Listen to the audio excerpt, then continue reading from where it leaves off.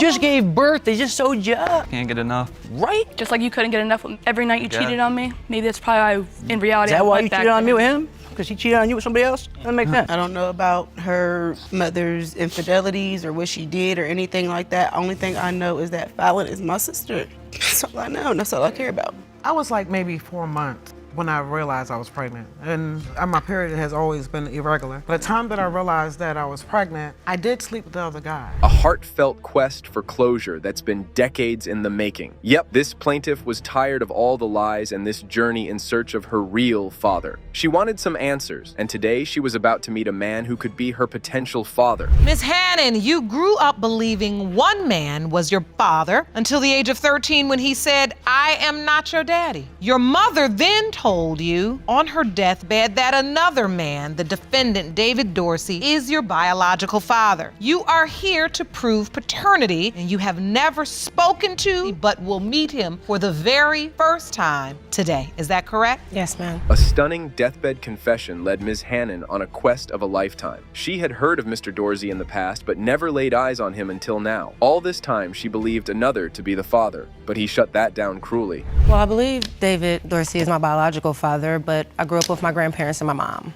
Like you said, I was known for a man named Kimball to be my dad. I called him one day for the daddy-daughter dance, and instead of his response being, "Yes, I'll be there," it was, "Your mother's still lying to you. I'm not your dad. You need to go find your real dad." Mr. Dorsey graced the court with his presence, finally. However, he walked right past the potential daughter without a second glance, and that didn't go unnoticed. Yep, the judge saw it, but what he revealed next took the cake in being one of the shocking revelations. To meet the man you believe, you've been told, is your true biological father. Yeah. All right. Yeah. Jerome, please escort Mr. Dorsey in the courtroom.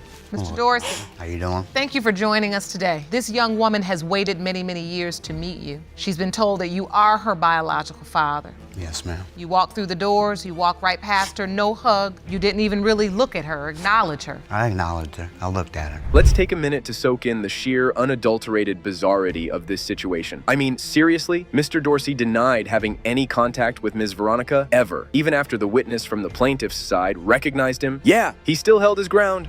From our conversations that we used to have is like they talked, like they weren't in a relationship, I guess. Like they talked here and there. I knew that he worked at a fast food restaurant. He was a manager at a fast food restaurant from her, and like I said, they just, I guess, talked, mingled here and there type of Mr. word. Dorsey, were you a manager at a fast food restaurant? No, ma'am, but I worked at a fast food restaurant. You worked at one? Yes, ma'am. Well, folks, if you thought that was the end of it, you were sorely mistaken. Mr. Dorsey had a different last name in the past, and no, he didn't reveal that information. The godmother did that, but he accepted that chunk of information, and yet, he still maintained he didn't know the baby mama. Oh my God. The level of denial here. I'm talking about a David. That's your dad. Oh wait, But it this was is David Watkins. Dorsey. You said David Watkins. It was a David My name Watkins. used to be David Watkins. I was adopted, and he changed my name to Watkins, and then when I got grown, I changed my name back to my dad's name. So now it's getting even more closely connected to you. I mean, I was well known in the North End. I mean, everybody knew my name. So what are you thinking? You thinking this woman just made this up? Your Honor, I don't know this woman. Next up, we get to hear from Mr. Dorsey's daughter, and the moment she entered, she made a beeline for the plaintiff and hugged her. It was a beautiful moment, made even more when she immediately testified she was there to bring her sister home. Furthermore, she revealed the true character of her father's dearest and his days in the past. You know we are here discussing the paternity as it relates to Ms. Hannon. Yes, I'm here to claim my sister. That's my sister.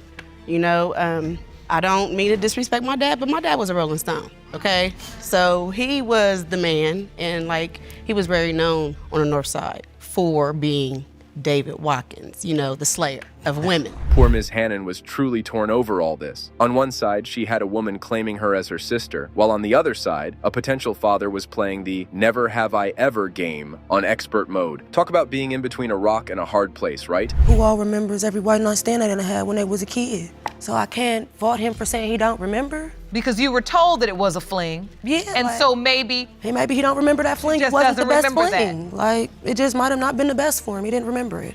I'm sorry. I don't remember having sex with your mom. I'm sorry. That's fine. And so you both submitted childhood photos to the court. Yeah. The moment of truth was here. It was time to cut through the drama and get to the envelope that held the facts. We're about to lay down the verdict that'll either grant our plaintiff the closure she's been craving or leave us all scratching our heads in disbelief. Here we go. Mr. Dorsey, you are not the father. No, I'm not your daughter-in-law. Can you still just be my dad? It was a real-life Who's the Daddy wedding special edition. The plaintiff had not one, but two potential candidates for the role of dad in her life, and she wanted to find out the truth. The defendants, however, were ready to fight otherwise. Is your biological father. You hope to leave this courtroom today knowing your father's identity so he can walk you down the aisle at your wedding. Yes, Your Honor. Now, Mr. Duncan, you argue that Mr. Kelly's mother was in a relationship with you and another man during the time you dated.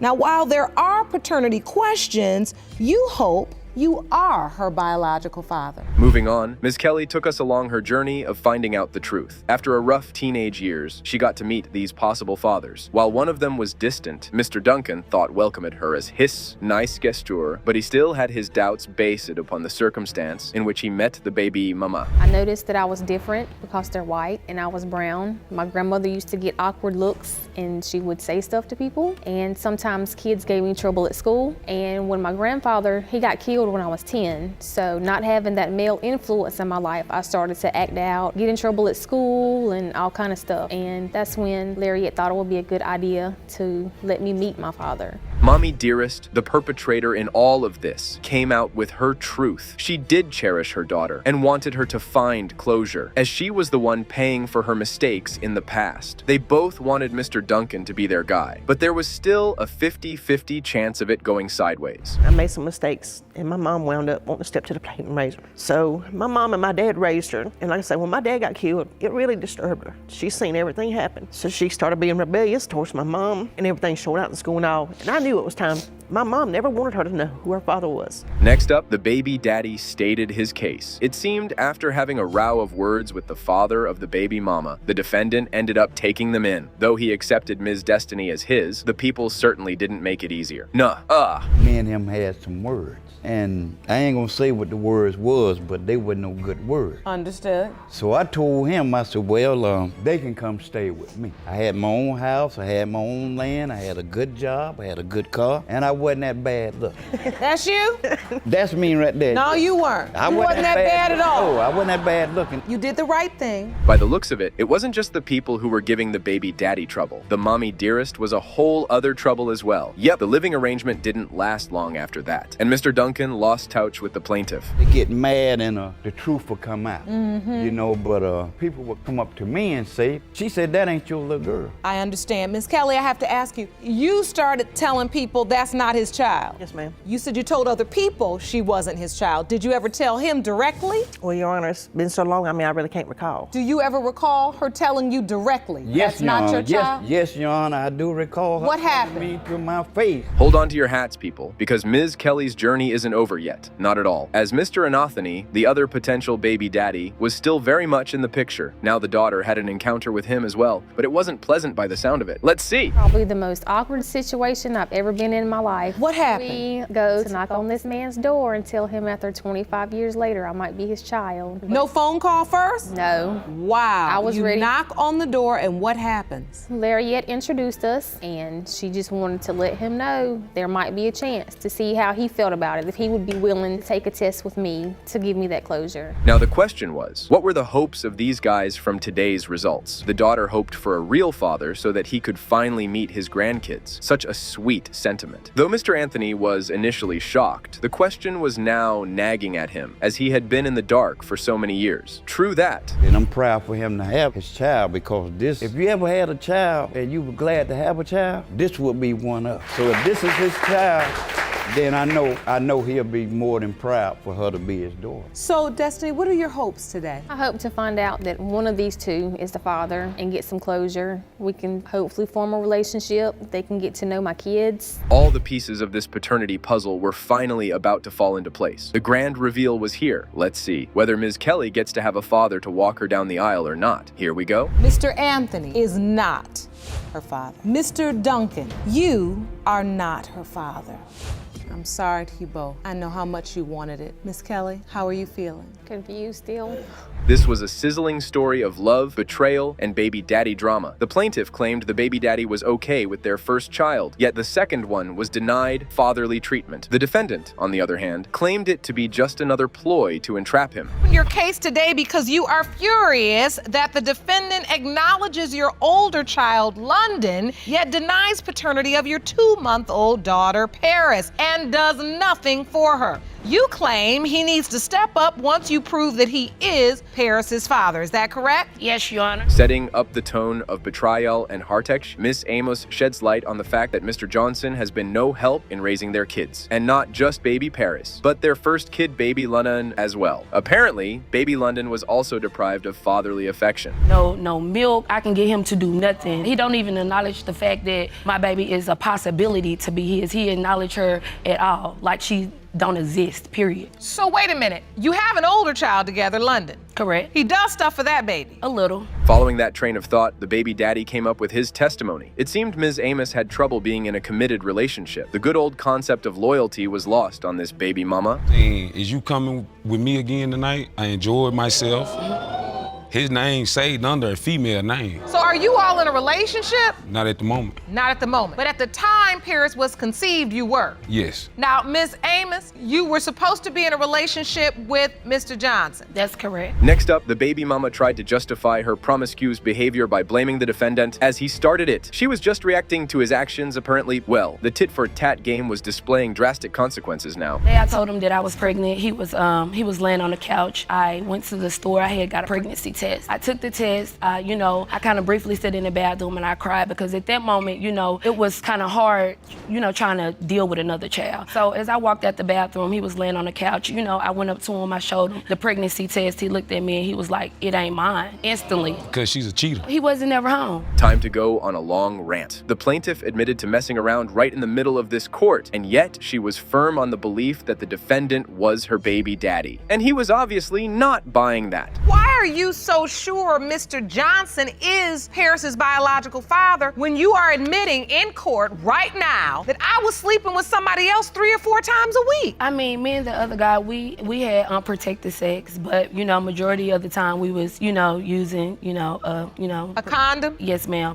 And when I told Gary that I was pregnant, I was not 3-4 months pregnant. The plot thickened. The other guy was still in the dark about baby Paris's existence. Wow, Ms. Amos was good at keeping secrets. This was interesting since the witness she brought also just got to know about certain developments in the past. No, I never mentioned it to the other guy. So to this day, that guy has no clue. He don't even know Paris exists. Leah Bullock. Ms. Bullock, thank you for joining us today. What is your relationship with the plaintiff? Over the years, me and Kaya have become very close. We met through Gary. He's my first cousin. All right, so now, do you think your cousin, Mr. Johnson, is Paris's biological father? Absolutely. She looks just like his other 2 kids. Fasten your seatbelts, people, as baby mama was about to take us on a wild ride. The court was in session for baby Paris's paternity. But after hearing the witness's testimony from the defendants, more trouble was ahead of the baby mama then. She don't know who I know. And not only that, she told me out her own mouth, "This is not your brother's baby." I told him he can go on. So see the thing. When did she tell you that? When she was pregnant. And that was enough for me. If someone says that out their mouth, I don't need to hear anything else. And so that's where I was going. I was like, okay, that's not his baby. She said it herself, so. The baby mama had been quite a busy bee during both of her pregnancies, it seemed. Yep, but now everything was out in the open and it wasn't being received well. Most importantly, Ms. Amos' case was weakening by the second. So you were having sex with somebody else. I was. During the time you found out you were pregnant with London. I was. And there is a paternity question surrounding that child as well. Correct. Is it the same man you were sleeping with during the time Paris was conceived? No. It is not? No. So it's a different guy? Yes. Poor Mr. Johnson, clearly having a hard time. This evil deception left him speechless. Here he was having doubts over one kid. Turns out that the kid he was sure about was also doubtful. That was quite harsh. I kind of feel hurt. You say you feel hurt because you felt like what? That was my baby, and I didn't feel like she was cheating at the time with London. So at that time, you really had no real clues that she was sleeping with anybody else. That's right. But your sister has been honest today, and I presume she's been honest with you. Yes. I have. So your sister has told you that, bro, I don't think either one. I think there's a question on both. Dear Lord woman, take some pity on the baby daddy. It seemed the plaintiff didn't have a one-time thing with the other guy. Nope, it was more, and it continued till the second baby even. Mr. Johnson was definitely in a world of pain over this. It was pretty much a relationship. It was pretty much a relationship. Yes. That you were having outside of the relationship you had with Mr. Johnson. Yes, I've been actually knowing him before I met him. Has the other guy, has this other person, has he ever met London? Yeah, he met her. When he saw her, did he say anything to the effect that he believes he may be her biological father? No, he never thought that he was the father. It was time to end this paternity saga of betrayal and heartache. Mr. Johnson was here for some answers, and Judge Lake had those for him. Paris and London, both babies' lives were at stake here. Here we go. Mr. Johnson, you are the father. Both of those beautiful little babies are yours. I'm happy now. My stomach done stopped bubbling.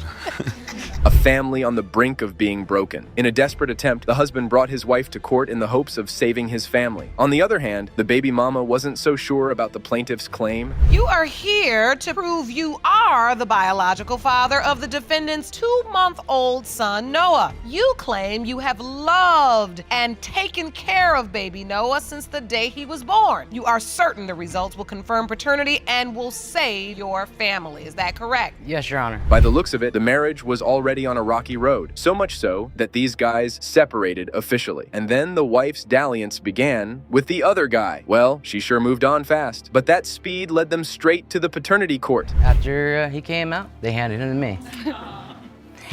You signed the birth certificate. Yeah, acknowledgement of paternity, and he's got my last name. You've been there for this child since he was born. Yes.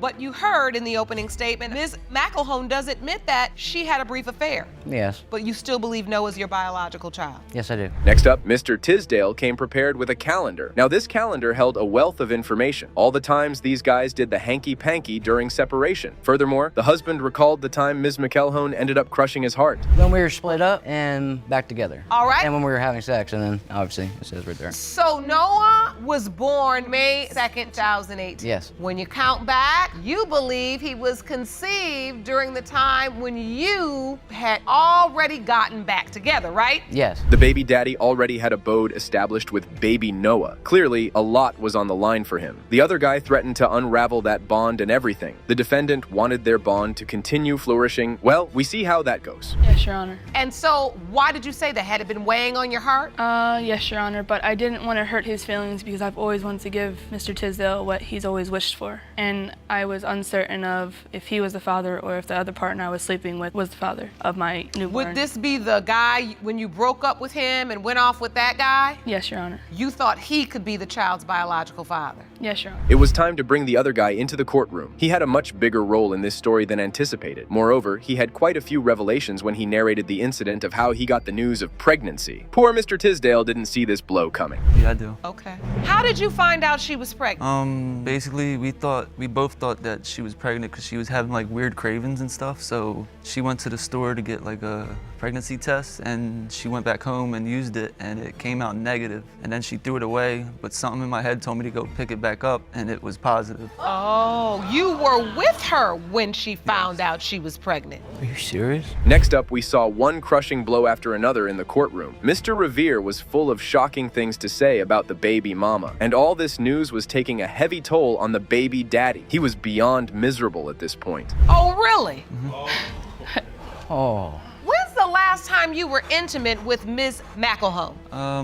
The night we flew a plane to here on Tuesday night. On Tuesday night? Absolutely not. Wow. Ever since June 1st, within those 3 weeks, like almost every night we were intimate. Absolutely not. Ever since when? June 1st. She went down to Shamokin to see her family. Mr. Revere seemed pretty confident about his testimony, even though the baby mama was denying it left and right. And when I say this testimony was enlightening, you better believe me. Baby Noah was also named by this dude, apparently. Yeesh! So you've developed a relationship with Noah as well? Yes. Me and her decided about that name, Noah. What? That It is was a supposed lie. to be Noah Jason Revere, but it's Noah Anthony Tisdale. It's Noah Jason Anthony Tisdale. So wait, you think you named the baby? Yeah, we both agreed on it.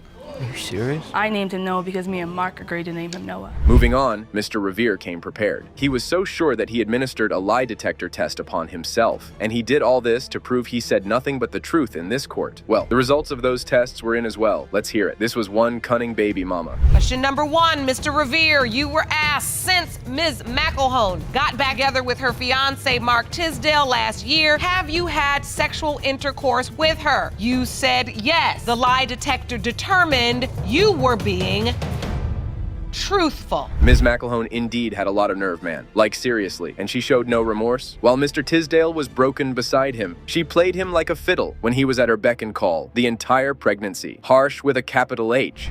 You just gave birth. They just sewed you up. Can't get enough. Right? Just like you couldn't get enough of me. I mean, Every night you yeah. cheated on me. Maybe that's probably why, in reality, Is that I why went you back cheated to on me him. with him? Because he cheated on you with somebody else? Doesn't make sense.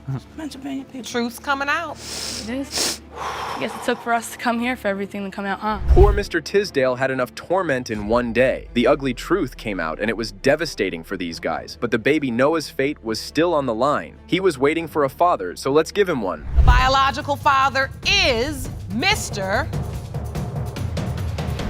Revere. Mr. Tisdale, I'm very sorry. Do you have any words to describe what you're feeling in this moment? I'm sorry. You ain't never gonna change.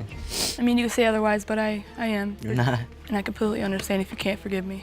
You something else. The defendant has been harboring paternity doubts since she was practically a kindergartner, like 5 years old. Yep, she was that little when she got swept into this paternity saga. But now the plaintiffs regretted their actions and wanted to prove to her that he was indeed her father. Mr. Taylor, you claim that you've always believed and never doubted that the defendant, Jasmine Taylor, is your biological daughter. You hope today's results will put an end to Jasmine's doubts so the two of you can work on rebuilding your relationship. Is that correct? Yes, Your Honor. The seed of doubt took root, and it got deeper in the last 20 years. The daughter wanted answers now, but Mr. and Mrs. Taylor were knee-deep in regret. Well, when you end up ringing that bell, it's hard to go back from there then. Now they were definitely facing the music. I made a mistake. I said some things out of spite because he no longer wanted to be with me. So I did have a relationship with somebody else. I had sex with him one time. So you admit you made very critical mistakes. Yeah. And Ms. Taylor, you say because of that and because of what you heard, you don't believe Mr. Taylor is your biological father. Yes, ma'am. Because we are about to dive headfirst into the nitty-gritty of this roller coaster of a relationship. Ms. Aris shared her version of the time they first met and started having fun. But as it turned out, Mommy was having the best of both worlds, apparently. Let's see. We were dating, we broke up, and it was a guy that one of my girlfriends introduced me to because I thought I was going to get into the record industry,